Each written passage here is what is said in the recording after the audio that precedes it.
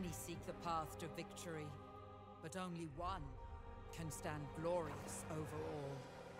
At the old world's heart stands the Empire. Karl Franz must prove worthy of the Warhammer.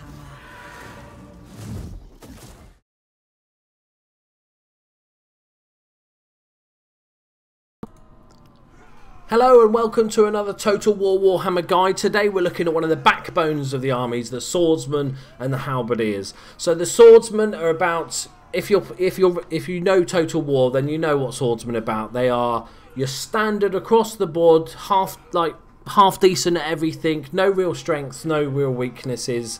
They do carry shields, so that prevents a bit of that damage, especially from like archers and stuff like that, so that's really helpful.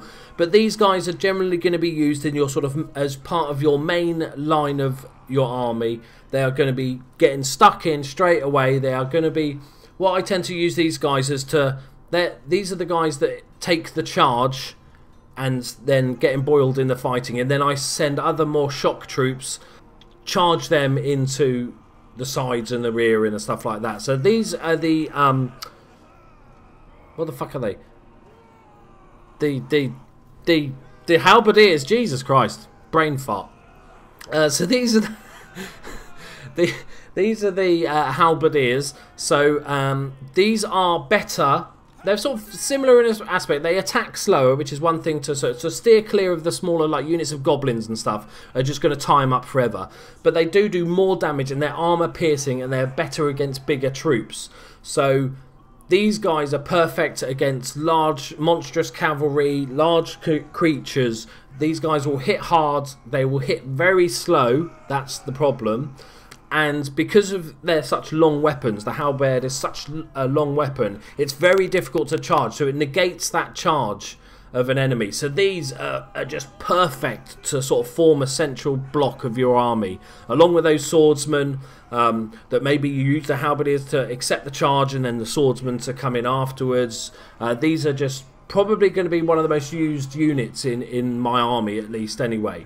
Obviously, you know, after I play more of the game and play for many hundreds of hours, probably I might change my view on that. But at the moment, from what I've seen so far and what I've played, these guys are just a superb, relatively cheap for the Empire unit that you can just have as your main front line. So here we are.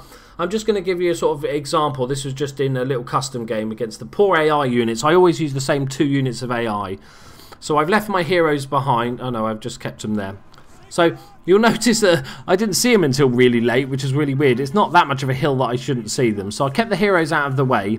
And these are very cheap. They're men-at-arms, right? They should both crush easily. But what you actually see is that the Halberdiers struggle a lot more against them. They actually start losing against these men-at-arms, which they're much more expensive than, as the swordsmen end up winning the fight. So that sort of shows you the units that you go up against. Don't go up against these guys. You know, send in your swordsmen and your lower cost infantry with sort of smaller weapons. There we go, guys. That about sums it up. I hope you've enjoyed it. These backbone of the army are going to be good fun to use. Hit that like button and subscribe for all the next videos. Thank you very much, guys. Bye bye.